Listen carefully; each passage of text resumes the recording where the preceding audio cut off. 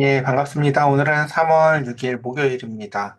누가복음 9장 18절부터 27절까지 말씀, 가장 큰 유익, 자기 십자가라는 제목으로 말씀 나누도록 하겠습니다. 자, 어제 본문 우리 한번 다시 기억해 봅시다. 이제 9장부터 장면이 전환되는데, 이제 예수님께서 이제 제자들한테 권능을 주시면서 하나님의 나라를 전하라고 했죠. 하나님의 나라를 전한다는 게 뭐였나요? 하나님이 너를 다스리시길 원하신다. 하나님이 너의 삶에 개입하시길 원하신다라는 거였어요. 그리고 그럴 때 또 중요한 태도가 있었죠. 뭐냐면은, 뭐 두버릇 이런 거 챙기지 말고 전적으로 하나님만 의지하는 태도가 필요하다는 거였어요. 그러니까 가르치는 자는 내용도 중요하지만 태도도 중요해요. 그러니까 자기가 하나님을 의지하지 않는 사람이 하나님의 나라를 전하는 게 수 없다는 걸 우리가 또 기억해 봤으면 좋겠어요. 그리고 그 가운데서 또 중요한 내가 그럼 누구한테 전할까 했을 때 환경을 보면서 좋은 곳을 찾아다니는 게 아니라 그 가운데서 환대에 초점이 있다라는 것이죠. 그래서 거절하는 사람들에게 그저 발에 먼지를 털어버려라 뭐 이런 이야기도 있었어요. 그리고 그 다음 이야기가 바로 이제 헤롯 이야기가 나왔었죠. 를 통해서 이렇게 하나님의 통치를 전할 때에 반대급부가 있을 것. 헤롯도 보면 예수님을 보고 싶어 하거든요. 근데 자신의 목적을 위해서 예수님을 보길 원하는 자는 참된 예수님의 정체를 알 수가 없다는 것입니다. 그러니까 예수님을 만나길 원하는 게 내 이기적인 욕구에 의해서 보고 싶어 하는 것이면은 예수님을 막상 만나도 그냥 하찮아 보일 거예요, 아마. 예. 그다음 마지막 이제 오병이어를 통해서 그 빈들에서 그 아까 그 전할 때의 태도가 전적으로 의지해야 되는 거라고 했잖아요. 그렇죠? 먹을 것도 없는 곳인데도 불구하고 예수님을 전적으로 의지하면서 따라다녔던 사람들에게만 부어지는 특별한 은혜가 오병이어로 나타났습니다. 그래서 거기서 먹은 게 사실 대단해봐야 한 끼 식사지 뭐 얼마나 대단하겠어요. 우리가 아무리 비싼 음식 먹어도 한 끼는 한 끼잖아요. 그렇죠? 근데 그들에게 남는 것은 유익은 무엇이었습니까? 하나님의 다스림을 맛봤다는 거였었어요. 이렇게 이게 책임져 주시는구나. 이렇게 다스려 주시는구나. 라는 것입니다. 자, 오늘 본문은 이제 그것에 이어서 오늘 이제 18절부터 봅시다. 예수께서 따로 기도하실 때에 제자들이 주와 함께 있더니 라고 하면 여러분 그 아무 생각 없이 묵상하면요. 아무것도 이상하지 않습니다. 말씀을 조금만 천천히 묵상해 보면요. 이거 한글로는 좀 되게 이상해요. 예수님이 그래서 제자들하고 같이 있다는 거예요. 따로 있다는 거예요. 그렇죠? 함께 있는데 뭘 또 따로 기도를 하죠? 그러니까 이게 이제 그런 거예요. 그러니까 제자들하고 함께 있는데 그 가운데서 이게 예수님이 기도 습관이에요. 예수님의 생활 습관이기도 하신데 예수님은 항상 그 가운데서 기도할 때를 만들어서 그 가운데서 제자들과 함께 있는 가운데에서도 하나님과 홀로 대화하는 시간을 자주 가지세요. 보면요. 그러니까 그것을 이렇게 표현하는 거예요. 그러니까 한글로 번역하면 조금 이상하긴 하지만 같이 제자들하고 함께 있으시는 가운데에서도 예수님께서는 홀로 기도하는 시간을 가지셨다라는 것 정도로 이해하시면 좋을 것 같아요. 그리고 그 가운데서 이제 주님께서 그 기도의 결과가 뭐였어요? 이제 제자들에게 물어보죠. 무리가 나를 누구라고 하느냐라는 것이었어요. 이 앞에 어떤 이야기들이 있었죠? 헤롯이, 야, 뭐야, 내가 요한도 분명히 죽였는데 뭐야, 누구지? 선지자인가? 막 이러잖아요. 그쵸? 그것처럼 예수님을 궁금해하는 사람들이 여럿이 있었죠. 그리고 예수님을 오병이어를 통해서 또 경험한 사람들도 있었어요. 그래서 그 가운데서 예수님 역시도 물어봅니다. 헤롯도 예수가 누구지? 라는 것을 궁금했다면 예수님도 사람들이 나를 누구라고 하지? 라고 이제 말씀하시는 거죠. 그러자 대답하여 이르되 세례 요한이라 하고 더러는 엘리야라 더러는 옛 선지자 중 한 사람이 살아났다 하나이다 라고 하면서 예수님이 하신 일이 참 그와 유사성들이 있었죠. 그래서 그 가운데서 20절 예수께서 이르시되 너희는 나를 누구라고 하느냐? 예수님은 이제 그 제자들이 예수님에 대해서 갖고 있는 인식 세계를 물어보십니다. 그럼 너희는 내가 누구로 보이냐라는 것입니다. 베드로가 대답하여 이르되 하나님의 그리스도시니이다. 베드로의 눈은요, 예수님이 뭐 어떻게 보였다고요? 하나님이 보내신 그리스도로 보였다라고 얘기를 해요. 그러니까 우리는 이게 너무 교회 내에서 익숙한 문법이라 익숙한 이제 이야기일 수 있지만요. 이 이야기가 누가복음 안에서 보면요. 사람이 예수님을 보고 그리스도라고 하는 것은 처음 일어나는 일이에요. 여태까지 예수님을 보면서 당신이 내가 누군지 알아요. 당신 하나님이 보낸 그리스도예요. 이거요 다 누가 했던 얘기냐면요. 마귀가 했던 얘기, 귀신이 했던 얘기 아니면은 처음 탄생하기도 전에 천사가 고지했던 얘기 정도였었어요. 그러니까 사람의 입을 통해서 예수님이 메시아다라는 고백은요. 베드로가 여기서 처음 하는 거예요. 그러니까 입을 통해서 고백하는 것뿐만이 아니라 그렇게 인식되어진 거죠. 아, 진실로 이분이 하나님이 보내신 메시아시구나라는 것입니다. 근데 그것에 대해서 경고하사 이 말을 아무에게도 이르지 말라 명령하십니다. 이거 열심히 전해야 되는 거 아닙니까, 우리 여러분? 예수님 메시아십니다. 예수님이 하나님이 보내신 우리를 구원하실 구원자십니다. 열심히 전해야 될 것 같은데 예수님 뭐라고요? 아무한테도 말하지 말래요. 왜 그럴까요? 음, 저도 그럴 때가 많이 있습니다. 아이들한테 무언가를 말해서 유익이 안 된다고 느낄 때가 많아요. 왜냐하면 이 말을 하면 얘네는 100% 오해하겠구나라고 싶을 때가 있거든요. 지금 이 시간에 예수님이 메시아다, 예수님이 바로 그 그리스도다라고 전하면요, 그들은 무조건 뭐라고 이해해요? 아, 우리를 로마로부터 해방시켜줄 메시아라고 인식할 거라고요.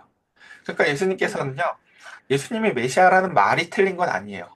근데 그렇게 전했을 때 전해질 가짜 뉴스가 이해되는 거죠. 그러니까 가짜 뉴스라는 게 꼭 데이터만 가짜여야 가짜인 게 아니라 그들의 인식이 고장나 있어도 가짜 뉴스로 적용을 해요.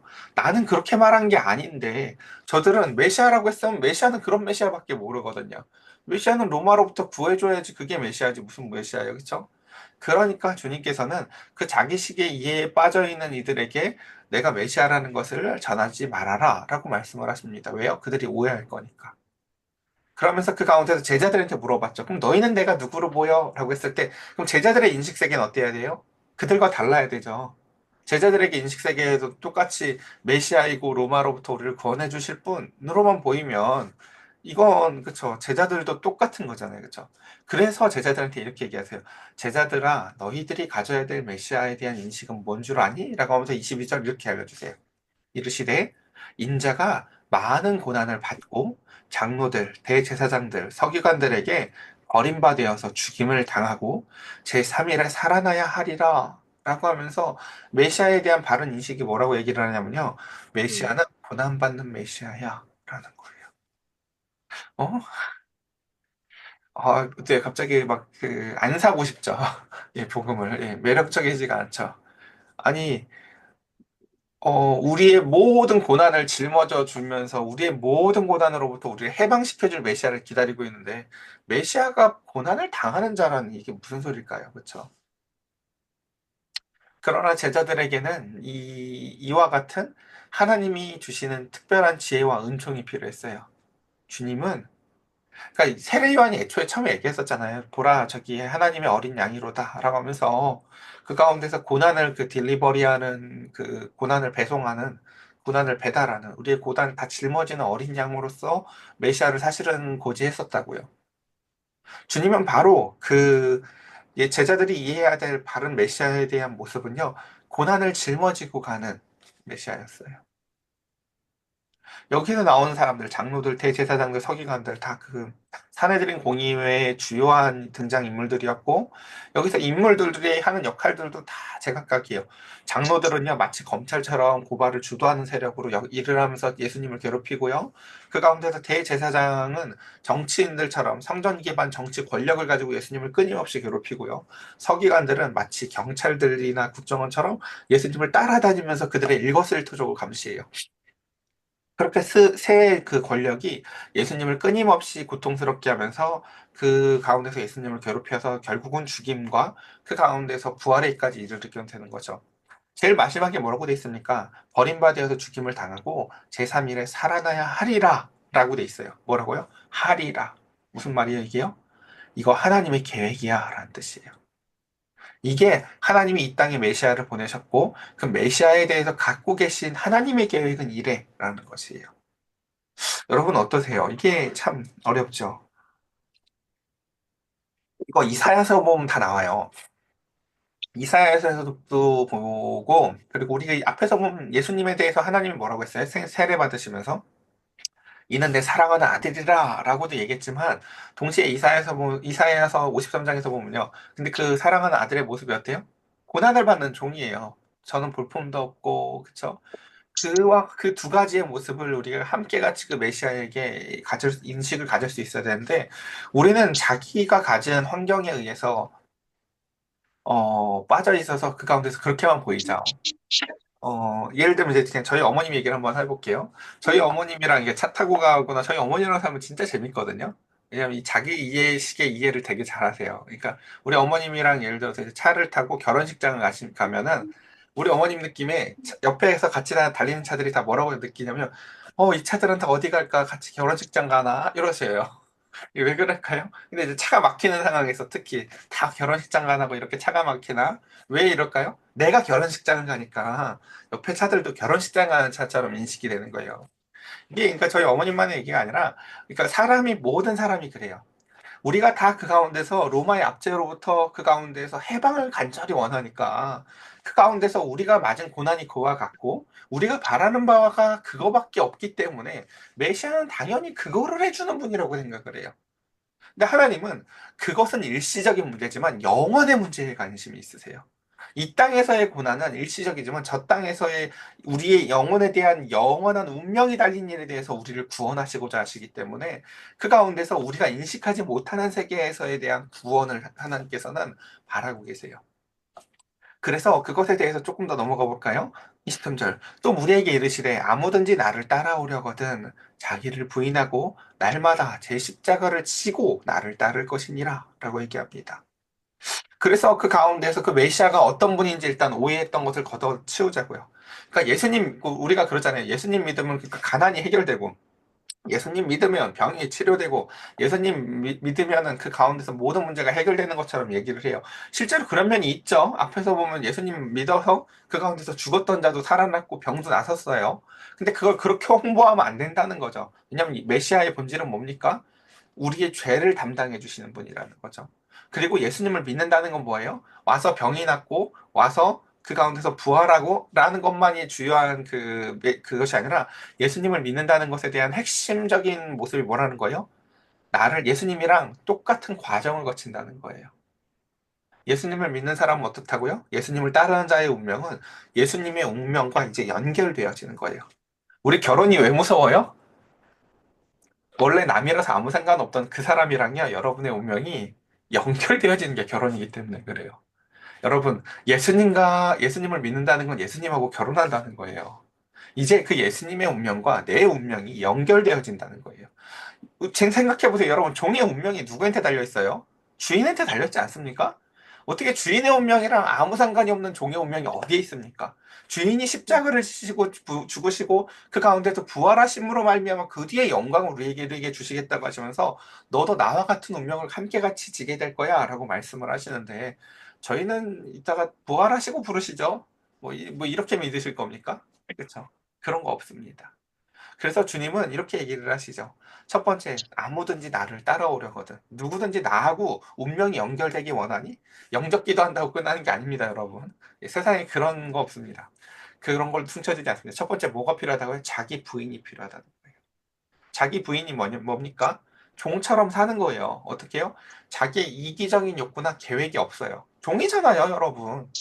주인이 명령하면 주인이 명령하는 것을 따라서 살고 주인의 명령을 기뻐하고 그 가운데서 근데 왜요? 그 주인이 그러니까 이 종은 어떤 종이었냐면 레위기에서나 보면은 이미 해방을 맞아서 나한테 자유를 줬는데도 불구하고 그 자유를 내가 마구잡이로 쓰는 것보다 내가 이 주인에게 매여 있을 때 훨씬 더 내 삶이 윤택하다는 것, 내 삶이 훨씬 더 아름답게 내가 살아나간다는 것, 나는 그 자유를 남용할 수밖에 없는 존재라는 것을 깨달아서 저 자유 안 쓸래요. 여기서 주인의 뜻대로 살래요. 라고 주인을 사랑하게 된 종의 모습이니까요.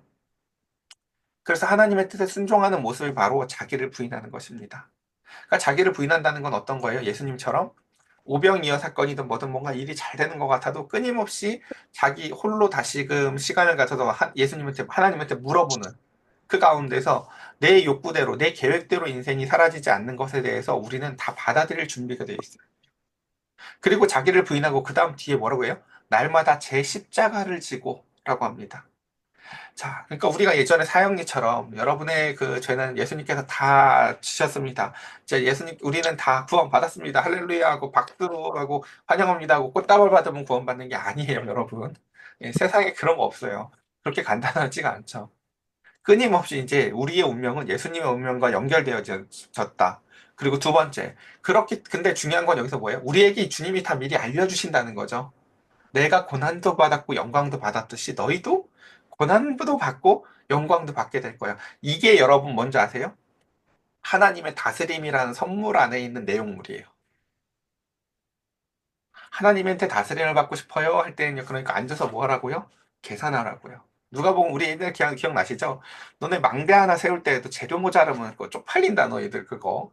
그 세우다 말아가지고 흉측하게 있어. 뭐, 그치? 다 계산하지? 그 망대 하나 세워도. 근데 너희의 운명을 걸고 예수를 따르는데 계산을 안 하고 따라왔니? 라고 주님께서 물어보시죠. 앉아서 지금이라도 계산해봐. 뭐가 남는 건지. 라고 말씀하시죠. 실제로 그래서 저 뒤에서 보면 이제 여기 24절부터 예수님은요, 계산서를 발행해줘요. 그래서 예수 믿는 게 유행이지, 지멋대로 사는 게 유익인지 주님이 이렇게 계산을 해주시죠. 죄송합니다. 24절. 누구든지 제 목숨을 구원하고자 하면 잃을 것이요. 누구든지 나를 위하여 제 목숨을 잃으면 구원하리라 라고 하면서 여기서 이제 그래서 방금 그 계산서적인 언어들이 등장을 해요. 첫 번째 뭐라고요? 자기 목숨을 구원하자고. 그러니까 내 목숨, 자기를 부인하지 않는 거죠. 자기를 부인하지 않고 그냥 살아요. 싫어. 난 내가 하고 싶은 대로 살 거야. 라고 하면 어떻게 된다는 거예요, 막상요? 자기 목숨을 잃게 된대요. 내가 하고 싶은 대로 살잖아요. 내가 하고 싶은 대로 살았잖아요. 근데 놀랍게도 내가 하고 싶은 대로 살았을 때는요, 내 목숨, 내 생명을요, 잃는 날이 올 거라는 거예요, 반드시. 근데 반드시 누구든지 나를 위해서 제 목숨을 잃으면 이게 뭘까요? 자기를 부인하는 삶이에요. 내가 내 자신을 끊임없이 부인하면서 주인에게 물어보죠. 주님, 오늘 하루를 어떻게 살길 원하십니까?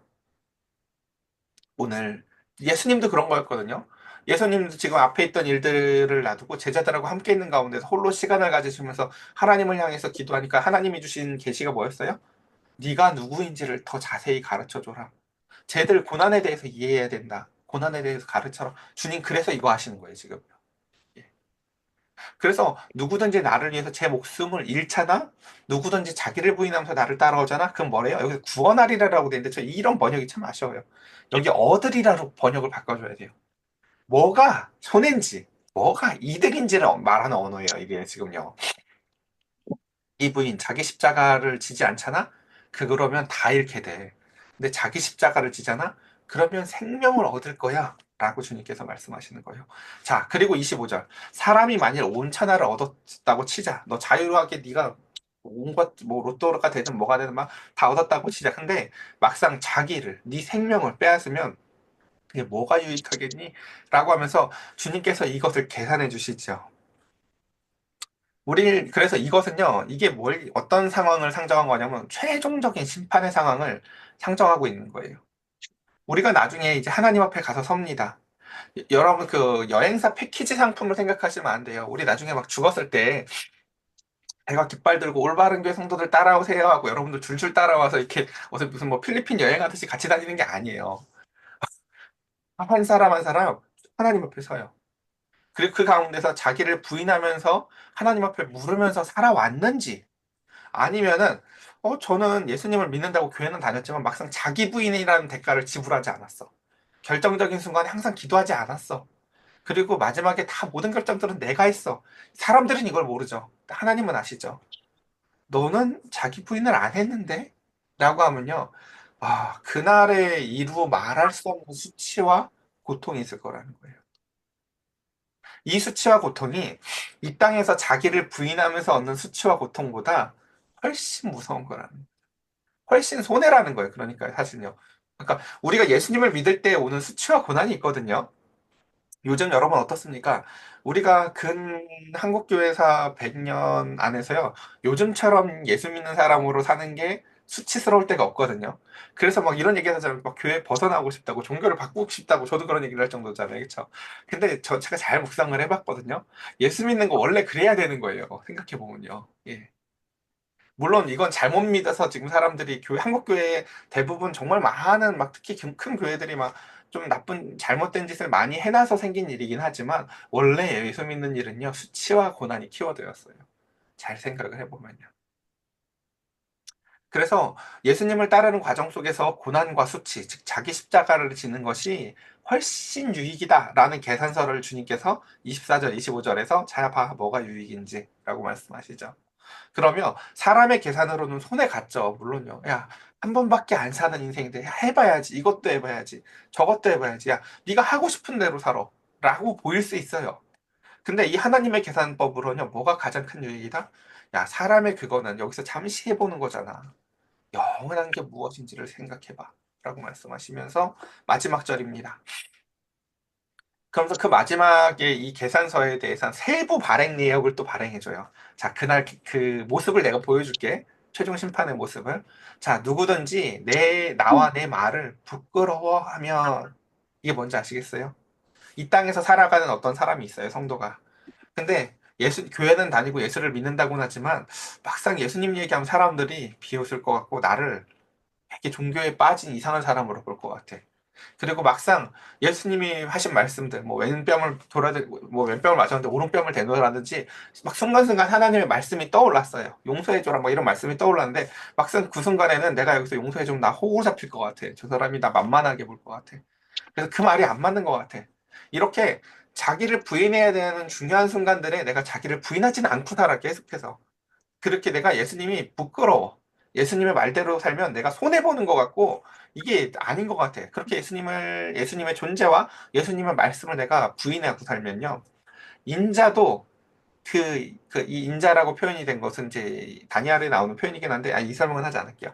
어쨌든 예수님도 자기와 아버지와 거룩한 천사들의 영광으로 올 때에 그 사람을 나도 부끄러워할 거야. 라는 거예요. 너도 나 부끄러워했지? 나도 널 부끄러워할 거야. 내 말이 부끄러웠었니? 나도 너가 부끄러웠다. 라는 거죠. 근데 중요한 건 무엇입니까, 우리가? 이 땅에서 사람들 앞에서 겪는 그 예수님을 믿음으로 말미암아 얻어지는 수치는요, 일시적이라는 거예요. 반면에 하나님 앞에서 얻어지는 이 수치는요, 영원하다는 것을 우리가 기억해야 합니다. 그래서 제가 우리 예전에 이런 얘기를 종종 했어요. 그래서 확실하게 커밍아웃을 했으면 좋겠다라고 얘기를 드렸어요. 우리가 그 잘 아는 그냥 트랜스젠더라고 해야 되나? 그 저기 게이죠, 게이. 그 홍석천이라는 사람이 뭐 약 10여 년 전쯤에 자기의 성 정체성을 이제 어 그쵸, 커밍아웃해서 그 사람이 겪는 일이 뭐였어요? 수많은 고난을 받는 거였죠. 예. 나 이런 사람이에요 하고 하니까 그잖아요. 고작 트랜스젠더도 그래요. 고작 게이도 그렇다고요. 근데 여러분, 예수 믿는 사람으로 저 예수 믿는 사람이에요. 여러분들이 이 땅에 보는 눈과 제가 이 땅을 보는 눈은 달라요. 저는요, 성경을 통해서 이 땅을 바라보고요. 이 땅은 일시적으로 바라보고 영원한 내 아버지가 있다고 믿으면서 아버지의 말씀에 따라서 저는요, 종의 의식을 갖고 사는 사람이에요. 라고 마치 그와 같은 여러분들이 커밍아웃을 하면요, 이 땅에서 수치스러운 순간들이 생기죠. 사람들이 다 내 마음이고 내 인생이야 라고 하면서 이것저것 마시고 누리고 살아나가는데 저는 아버지의 영광을 위해서라면은 누군가가 그 가운데서 시험이 든다면 고기도 안 먹습니다. 라고 하는 이상한 사람이거든요. 근데 그것이 마지막 날에 아버지께서 너가 그랬구나 라고 하면서 우리를 영광스러워하고 기뻐하시는 모습이라는 거죠. 반면에 여기서 내가 그 수치가 싫어가지고 그 수치도 감당하지 않고 살아나간 사람은 그 마지막 날에 너 그때 부끄러웠지. 사실 나는 그때 네가 부끄러웠어. 라고 하실 거라는. 그래서 27절 내가 참으로 너희에게 이르노니 여기 서 있는 사람 중에 죽기 전에 하나님의 나라를 볼 자도 있느니라 말씀하시며, 실제로 그래서 이 뒤에 보면 이제 이 무리들 중에 예수님께서 그 제자들 셋만 뽑아 고 변화산에 올라가서 예수님의 그 모습을 보여주시기도 하시죠. 변화된 모습을. 영적으로 귀한 체험을 하기도 하시고 예수님의 부활을 또 이 제자들이 보게 되죠. 그리고 심지어 예수님이 죽으시고 부활하고 승천하신 다음에 성령을 통해서 이 땅을 통치하는 것도 제자들이 맛봅니다. 예. 그래서 이제 이 모든 것들, 우리는 이제 우리 모든 사람들이 마지막 날 볼 것은 예수님이 다시금 오셔서 재림하시는 모습을 우리가 언젠간 보게 될 텐데, 이 모든 그 마지막 순간을 제외하고는 이 세 가지 일들을 예수님의 제자들이 또 일부분들을 보게 되죠. 우리 오늘 말씀을 이제 한번 다시 정리해 봅시다. 우리가 어제 이야기까지는 그런 거였었어요. 하나님의 다스림이 어떠한 모습이었는지를 얘기했었어요. 하나님의 다스림이. 근데 오늘 이야기는 무엇입니까? 그 하나님의 다스림 안에는 고난이 포함되어 있다라는 것을 꼭 기억하라는 것이었습니다. 그리고 그 고난과 수치가 계산서 안에 있었을 때 그거 꼭 결제하라는 거였어요. 왜요? 영원 안에서 그것이 가장 큰 영광으로 또한 결제될 것이기 때문이었습니다. 무엇이 유익인지 우리 꼭 알았으면 좋겠습니다. 여러분, 사람들 앞에서, 그래서 저는 여러분들이 작은 것부터 지켜나갔으면 좋겠어요. 꼭 사람들 앞에서 여러분 식사 기도를 멋지게 하세요. 여기서 멋지게 하라는 건 뭐 손을 들고 티를 내라는 게 아니에요. 뭐 무슨 그 1세기 유대인들처럼 무슨 술을 길게 달고 이렇게 막 티내면서 하라는 게 아니에요. 그게 아니라 하나님 앞에서의 그 순간을 여러분들이 온전한 하나님의 자녀로서 살아내셨으면 좋겠어요. 식사기도 순간을 창피하지 마세요. 사람들 앞에서 그 가운데에서 우리가 말씀에 따라서 살아가는 것들에 대해서 누군가가 다 누릴 때 내가 그것을 거절할 때에도 그것을 창피하지 마세요. 하나님 앞에서 여러분들이 말씀에 따라 살아가는 것을 가장 자랑스러워함으로 말미암아 장차 하나님 앞에서 내가 네가 얼마나 자랑스러운지 몰라라고 인정받는 저와 여러분들 되시기를 간절히 축복합니다. 우리 이 시간 함께 같이 기도하겠습니다.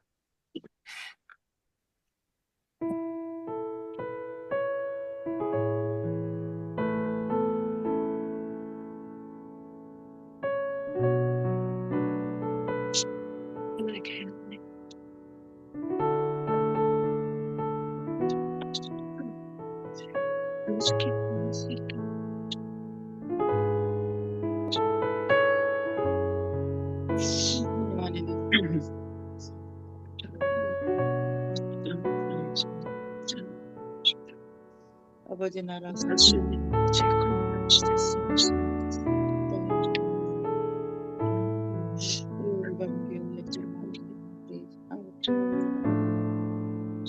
하나님이 기뻐하는 나라 되게 하여 주시옵소서.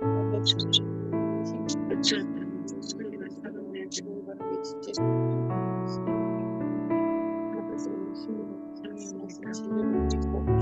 아버지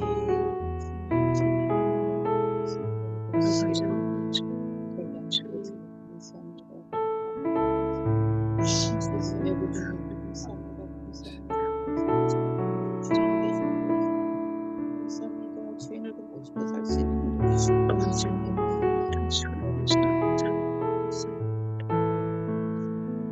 예수님의 보좌하는 아버지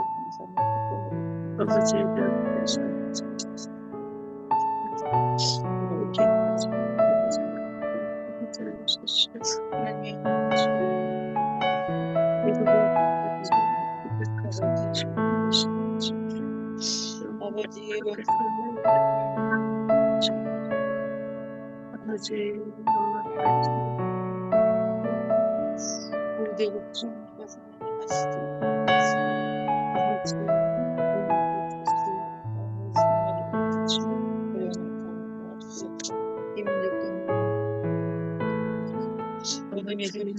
기도드리겠습니다. 하나님, 우리 사랑하는 성도들 오늘 말씀을 기억하기를 원합니다. 하나님의 다스림 속에는 예수님이 누구신지, 그리고 그 예수님이 누구신지를 통해서 바라볼 때 주님은 내가 원하는 것을 해결해 주실 권능만 있는 분이 아니라 그 권능 속에는 주님의 운명과 우리의 운명이 연결되어져서 그 가운데서 나도 자기 십자가를 져야 된다는 것을 기억하게 하여 주시사 우리가 빈 무덤을 자랑하는 기독교를 기억하게 하여 주시사 일시적인 죽음, 고난, 수치를 넘어 영원한 영광의 부활이 있음을 기억하게 하여 주시사 하나님, 우리는 더 큰 유익을 위해서 이 땅의 잠시의 고난과 수치를 기꺼이 지불하는 것을 기뻐할 수 있는 저와 우리 사랑하는 성도들 되게 하여 주시옵소서. 사람들 앞에서 당당히 나 예수 믿는 사람이에요. 내가 예수님의 말씀을 믿는다는 것을 하나님 그 말씀을 지키고 행하고 우리의 성품 가운데에서 예수 그리스도의 향기로 전하며 나타내는 자들 되게 하여 주시옵소서. 우리 사랑하는 성도들의 오늘 하루의 발걸음 가운데에서도 하나님 그 가운데에서 자기 십자가를 결코 내려놓지 않게 하여 주시옵소서. 우리 사랑하는 성도들, 영원한 영광스러운 그 하나님 아버지의 그 즐거움에 참여하게 하여 주시사, 하나님을 전하는 삶 살게 하여 주시옵소서. 주님의 통치를 기뻐하는 삶 살게 하여 주시옵소서. 우리 주 예수 그리스도의 이름으로 기도드렸사옵나이다. 아멘.